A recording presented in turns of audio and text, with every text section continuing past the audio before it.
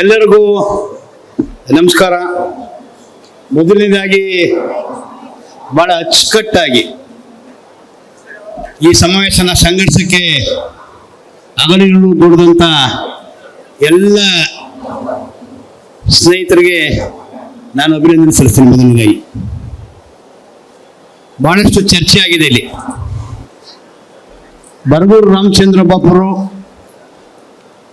ಉದ್ಘಾಟನಾ ಭಾಷಣದಲ್ಲಿ ಬಹಳ ಉಪಯುಕ್ತವಾದಂಥ ಸಂದೇಶವನ್ನು ನಮ್ಮ ಮುಂದೆ ಇಟ್ಟಿದ್ದಾರೆ. ಅದೇ ರೀತಿ ಸುನಿಲ್ ಪ್ರಭಾಕರ್ ಅವರು ಮಾತಾಡಿದ ಇತರರೆಲ್ಲರೂ ಕೂಡ ಸಂವಿಧಾನ ಹೆಂಗೆ ಉಳಿಸ್ಕೋಬೇಕಾಗಿದೆ ನಮ್ಮ ಜವಾಬ್ದಾರಿ ಪ್ರಸ್ತಾಪ ಮಾಡಿದ್ದಾರೆ. ಇವತ್ತಿನ ಕೆಲವು ನಿರ್ಣಯಗಳು ಕೂಡ ಆಗ್ತವೆ. ಸಂವಿಧಾನನ ರಕ್ಷಣೆ ಮಾಡ್ಕೊಳ್ಳೋದು ಅಂದ್ರೆ ಏನದು? ಒಂದು ಪುಸ್ತಕ ರಕ್ಷಣೆ ಮಾಡ್ಕೊಳ್ಳೋದಲ್ಲ, ನಮ್ಮ ಹಕ್ಕುಗಳನ್ನ ನಾವು ಜೋಪಾನ ಮಾಡ್ಕೊಳ್ಳೋದು ಅಂತ ಅರ್ಥ. ನಮ್ಮ ಸ್ವಾತಂತ್ರ್ಯವನ್ನ ಉಳಿಸ್ಕೊಳ್ಳೋದು ಅನ್ನೋದು ಅರ್ಥ. ನಮ್ಮ ಬದುಕನ್ನ ಗಟ್ಟಿಗೊಳಿಸ್ಕೊಳ್ಳೋದು ಅನ್ನೋದು ಅರ್ಥ. ಬದುಕು ಸ್ವಾತಂತ್ರ್ಯ ಉಳಿಸ್ಕೊಳ್ಳಕ್ಕೆ ನಾವು ಹೋರಾಟ ಮಾಡಬೇಕಾಗಿರೋದು, ಬರೀ ಪುಸ್ತಕ ಉಳಿಸೋದಲ್ಲ. ಈ ನಿಟ್ಟಿನಲ್ಲಿ ಯಾಕೆ ಸಂವಿಧಾನ ಉಳಿಸ್ಕೊಳ್ಳೋ ಜವಾಬ್ದಾರಿ ನಮ್ಮ ಮೇಲೆ ಬಂದಿದೆ ಅನ್ನೋದನ್ನ ಚರ್ಚೆ ಆಗಿದೆ. 1949 ಜನವರಿ 26 ಸಂವಿಧಾನವನ್ನ ನಾವು ಒಪ್ಕೊಂಡಿದ್ದೀವಿ. ಅದನ್ನ ವಿಜಯ ಮೇಡಮ್ ಅವರು ನಮ್ಮ ಮುಂದೆ ಬೋಧನೆ ಮಾಡಿದ್ರು. ಸಂವಿಧಾನ ಯಾರು ಕೊಟ್ಟದ್ದಲ್ಲ, ಅಂಬೇಡ್ಕರ್ ರೂಪಿಸ್ಕೊಟ್ಟಂಥದ್ದು. ಅದನ್ನ ಒಪ್ಪಿರುವಂಥವ್ರು ಜನರು, ನಾವೇ ಜನ ಒಪ್ಕೊಂಡಿದ್ದೀವಿ. ಅದಕ್ಕೆ ಅಪಾಯ ಬಂದಾಗ ಉಳಿಸ್ಕೊಳ್ಳುವಂಥದ್ದು ಕೂಡ ನಮ್ಮ ಜವಾಬ್ದಾರಿ. ಈ ನಿಟ್ಟಿನಲ್ಲಿ ಸಂವಿಧಾನದ ನಿಜ ಮಾಲೀಕರು ಯಾರು ಅಂದ್ರೆ ಸಂಸತ್ತಲ್ಲ, ಸರ್ವೋಚ್ಚ ನ್ಯಾಯ ಅಲ್ಲ, ಅಥವಾ ಕಾರ್ಯಾಂಗ ಅಲ್ಲ. ಈ ಜನರು ಸಂವಿಧಾನದ ಮಾಲೀಕರು. ನಾವು ಮಾಲೀಕರಾದಂಥ ನಾವು ಉಳಿಸ್ಕೊಳ್ಳೋ ಜವಾಬ್ದಾರಿ ನಮ್ಮ ಮೇಲಿದೆ. ಅದಕ್ಕೆ ಇದು ಉಪಯುಕ್ತವಾದಂಥ ಒಂದು ಸಮಾವೇಶ ಆಗಿ ರೂಪುಗೊಂಡಿದೆ. ಕರ್ನಾಟಕ ವಿಶೇಷವಾಗಿ ಬಸವಣ್ಣವರ ನಾಡು, ಸಾಧು ಸೂಫಿಗಳು ತಿರುಗಾಡದಂಥ ನಾಡು, ತತ್ವ ಪದಾರ್ಥಗಳು ತಿರುಗಾಡದಂಥ ನಾಡು.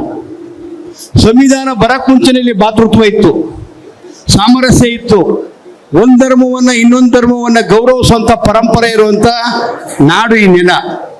ಈ ನೆಲದಲ್ಲಿ ಇವತ್ತು ಅದಕ್ಕೆ ತದ್ವಿರುದ್ಧವಾದಂಥ ಕೆಲಸಗಳು ನಡೀತಾ ಇದ್ದಾವೆ. ನಮ್ಮ ಜನಕ್ಕೆ ಮಂಕೂದಿ ಏರ್ತಾ ಇದ್ದಾರೆ. ಅದರಿಂದ ನಾವು ಜೋಪಾನ ಮಾಡ್ಕೋಬೇಕಾದ್ರೆ ಸಂವಿಧಾನ ಪಡೆ ಕರ್ನಾಟಕದಲ್ಲಿ ಹಾಕಬೇಕು. ಅದರಿಂದ ಈ ಸಮಾವೇಶ ಮುಂದೆ ಒಳ್ಳೆ ಸಂದೇಶವನ್ನು ಕೊಡ್ತಾ ಇದೆ ಅನ್ನೋದು ವಿಚಾರ. ಇಲ್ಲಿ ದಲಿತ ಚಳವಳಿ ನಾಯಕರಿದ್ದಾರೆ, ಬಹಳ ಹೋರಾಟಗಾರರು. ರೈತ ಚಳವಳಿಲಿರುವಂಥವ್ರು ಬಹಳಷ್ಟು ನಾಯಕರಿದ್ದಾರೆ. ದಲಿತ ಚಳವಳಿ, ರೈತ ಚಳವಳಿ ಬಹಳಷ್ಟು ಛಾಪ್ ಮೂಡಿಸಿದೆ. ನಿಜವಾಗ್ಲೂ ಕೂಡ ಸಂವಿಧಾನ ಉಳಿಸಂತ ಕೆಲಸವನ್ನು ಇದುವರೆಗೂ ಮಾಡ್ಕೊಂಡು ಬಂದಿದ್ದೇವೆ. ಸ್ವಲ್ಪ ನಾವು ಮುಂದಾಲೋಚನೆ ಮಾಡಿದ್ರೆ ಹಿಂದೆ ಇಲ್ಲಿ ಇವತ್ತು RSS ಒಂದು ಊರಲ್ಲಿ ಶಾಖೆ ತೆಗೆಯಕ್ಕೆ ಆಯ್ತಿರಲಿಲ್ಲ. ಇವತ್ತು ಈ ತರ ಅಧಿಕಾರವನ್ನು ವಿಧಾನಸೌಧದಲ್ಲೋ ಪಾರ್ಲಿಮೆಂಟ್ ಗಳಿಸಕ್ಕಾಗ್ತಿಲ್ಲ. ಕರ್ನಾಟಕ ನೆಲದಿಂದ ನಾವುಗಳು ಸರಿಯಾದಂತ ಆಲೋಚನೆ ಮಾಡೋದ್ರಿಂದ ನಮ್ಮ ತಪ್ಪು ಇದೆ. ಇವತ್ತು ನಾವು ಯಾರು ವಿರೋಧ ಮಾಡಿದಿರೋ ಅವ್ರನ್ನ ನಮ್ಮ ಊರೊಳಗೆ ನಾವು ಬಿಟ್ಕೊಂಡಿದೀವಿ. ಅದರಿಂದ ಇನ್ನು ಮುಂದೆ ಬರಗೂರು ರಾಮಚಂದ್ರಪ್ಪ ಕೊನೆ ಮಾತಾಡಿದ್ದು ಅದು ಕೆಂಪು, ನೀಲಿ, ಹಸಿರು, ಅದು ಎಡಪಂಥೀಯ ಚಳವಳಿ ಆಗಿರ್ಬೋದು, ದಲಿತ ಚಳವಳಿ ಆಗಿರ್ಬೋದು, ರೈತ ಚಳವಳಿಗಳು ಒಗ್ಗಟ್ಟಾಗಿ ಈ ಕೆಲಸವನ್ನು ಮುಂದುವರಿಸಿದ್ರೆ ಮಾತ್ರ ಈ ನಾಡು ಉಳ್ಕೊಳುತ್ತೆ, ನಾವು ಉಳ್ಕೊಳ್ತೀವಿ ಅನ್ನೋದು ನಾವು ಮನಗಾಣಬೇಕಾದಂಥದ್ದು. ಈ ನಿಟ್ಟಿನಲ್ಲಿ ಸಂಯುಕ್ತ ಹೋರಾಟ ಕರ್ನಾಟಕ ನಡೀತಾ ಇದೆ. ಇಲ್ಲಿ ದೇಶದ ಮಟ್ಟದಲ್ಲಿ ಸಂಯುಕ್ತ ಕಿಸಾನ್ ಮೋರ್ಚಾ ನಡೀತಾ ಇದೆ. ಅದರ ಹೋರಾಟವನ್ನು ಗಟ್ಟಿಗೊಳಿಸ್ಬೇಕು ನಾವು. ಸಂವಿಧಾನ ಉಳಿಸ್ಕೊಳ್ಳೋದು ಅಂತಂದ್ರೆ ಹೆಂಗೆ? ಸಂವಿಧಾನಕ್ಕೆ ಅಪಾಯ ತಂದಿರುವಂಥದ್ದು ಬಂಡವಾಳಶಾಹಿ ರಾಜಕಾರಣ, ಬಂಡವಾಳಶಾಹಿ ವ್ಯವಸ್ಥೆ, ಬಂಡವಾಳಶಾಹಿಗೆ ಪೂರಕವಾದಂಥ ಅಧಿಕಾರ ನಡೆಸ್ತಾ ಇರುವಂತ ನಮ್ಮ ಸರ್ಕಾರಗಳು. ಇವುಗಳ ವಿರುದ್ಧ ನಿರಂತರ ಹೋರಾಟ ಮಾಡಬೇಕು. ಕಾರ್ಪೊರೇಟ್ ಶಕ್ತಿಗಳ ವಿರುದ್ಧ ಹೋರಾಟ ಮಾಡಿದ್ರೆ ಸಂವಿಧಾನ ಉಳಿಸ್ಕೊಳ್ಳೋಕ್ಕಾಗೋದಿಲ್ಲ. ಕೋಮುವಾದಿ ಶಕ್ತಿಗಳ ವಿರುದ್ಧ ಹೋರಾಟ ಮಾಡಿದ್ರೆ ನಾವು ಸಂವಿಧಾನ ಉಳಿಸ್ಕೊಳ್ಳೋಕ್ಕಾಗೋದಿಲ್ಲ. ಇದ್ರ ವಿರುದ್ಧ ನಿರಂತರ ಹೋರಾಟ ಮಾಡ್ಬೇಕಂದ್ರೆ ಜನರು ಬೀದಿಯಲ್ಲಿ, ನಾವು ಬೀದಿಗಿಳಿದು ಹೋರಾಟ ಮಾಡಬೇಕು. ಜೈಲಿಗೆ ಹೋಗಕ್ಕೂ ರೆಡಿ ಇರ್ತೀವಿ ಅಂತ ಹೇಳ್ಬೇಕು. ಯಾರು ಸಂವಿಧಾನ ಬದಲಾಯಿಸಿ ಬರ್ತಾರೆ ಅವ್ರನ್ನ ಬದಲಾಯಿಸೋ ಶಕ್ತಿಯನ್ನು ನಾವು ರೂಪಿಸ್ಕೊಂಡಾಗ ಮಾತ್ರ ಸಂವಿಧಾನ ಉಳಿಯುತ್ತೆ. ಈ ನಿಟ್ಟಿನಲ್ಲಿ ಮುಂದಿನ ದಿನಗಳು ಕೆಲಸ ಮಾಡೋಣ. ಒಂದು ಮಾತ್ರ ಅರ್ಥ ಮಾಡ್ಕೋಬೇಕು, ಚಳವಳಿಗಾರರು ಇಂದ ಲೋಯಿ ಆಗ್ಬೋದು, ನಮ್ಮ ನಂಜುಂಡಸ್ವಾಮಿ ಅಂತ ಆಗಿರ್ಬೋದು, ಬೇರೆ ಬೇರೆ ಎಲ್ಲ ಚಳವಳಿಗಾರರು ಹೇಳಿರೋದೇನೋ, ನಮ್ಮ ಸ್ವಾತಂತ್ರ್ಯ ನಮ್ಮ ರಕ್ಷಣೆ ಮಾಡಕ್ಕೆ ಸಂಸತ್ ಆಗಲ್ಲ, ವಿಧಾನಸೌಧ ಆಗಲ್ಲ, ಬೀದಿಲಿರೋ ರಕ್ಷಣೆ ಮಾಡ್ತೇವೆ ನಾವು. ಬೀದಿಲಿ ಏನೇ ಹೇಳ್ತೀವಿ ಅದು ಕಾನೂನು ಆಗ್ಬೇಕು ಸಂಸತ್ತಲ್ಲಿ. ಆ ನೆಟ್ಟದ ಹೋರಾಟವನ್ನು ಕಟ್ಟೋಣ.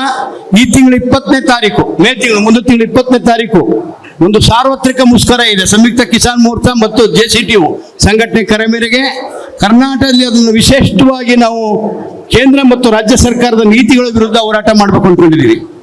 ಕಾಂಗ್ರೆಸ್ ಪಕ್ಷ ಇರ್ಬೋದು, ಇಲ್ಲಿ ಬಿಜೆಪಿ ಪಕ್ಷ, ಅದು ಒಂದು ಸಂವಿಧಾನ ಒಪ್ಕೋಬಹುದು, ಇನ್ನೊಂದು ಸಂವಿಧಾನ ವಿರೋಧಿ ಆಗಿರ್ಬೋದು, ಒಂದು ಸೆಕ್ಯುಲರ್ ಆಗಿರ್ಬೋದು, ಒಂದು ಸೆಕ್ಯುಲರ್ ಇರ್ಬೋದು. ಬಟ್ ಆಡಳಿತದಲ್ಲಿ ಕಾಂಗ್ರೆಸ್ಗೂ ಬಿಜೆಪಿಗೆ ಏನು ಡಿಫ್ರೆನ್ಸ್ ಇಲ್ಲ ಕರ್ನಾಟಕದಲ್ಲಿ. ಅದರಿಂದ ಇಲ್ಲಿ 3 ಕಾಯ್ದೆಗಳನ್ನು ವಾಪಸ್ ಪಡಿಬೇಕು. ಬಿಜೆಪಿ ತಂದಂತ ನಮ್ಮ ರೈತ ವಿರೋಧಿ ಕಾಯ್ದೆಗಳು ವಾಪಸ್ ಪಡಿಬೇಕು, ಕಾರ್ಮಿಕ ವಿರೋಧಿ ವಾಪಸ್ ತಡಿಬೇಕು, ದಲಿತರ ವಿರೋಧಿ ಕೆಲವು ಕಾರ್ಯಕ್ರಮಗಳು ರೂಪಿಸಿದ್ದಾರೆ ಅದನ್ನು ವಾಪಸ್ ಪಡಿಬೇಕು. ಈ ನಿಟ್ಟಿನಲ್ಲಿ ನಮಗೆ ಡಬಲ್ ಜವಾಬ್ದಾರಿ ಇದೆ. ಕೇಂದ್ರದ ವಿರುದ್ಧನೂ ಹೋರಾಟ ಮಾಡಬೇಕು, ರಾಜ್ಯ ಸರ್ಕಾರ ಮಾತು ಕೊಟ್ಟಂತೆ ನಡ್ಕಳಿಂದ ಹೋರಾಟ ಮಾಡಬೇಕು. ಈ ತಿಂಗಳ 20ನೇ ತಾರೀಕು ಒಂದು ದೊಡ್ಡ ಹೋರಾಟ ರೂಪಿಸುತ್ತೆ. ಅದು ಸಂವಿಧಾನದ ಉಳಿವಿಗೆ ಹೆಜ್ಜೆ ಆಗಲಿ ಅಂತ ಹೇಳಿ ನನ್ನ ಮಾತನ್ನು ಮುಗಿಸ್ತಾ ಇದ್ದೀನಿ. ನಮಸ್ಕಾರ ಎಲ್ಲರಿಗೂ.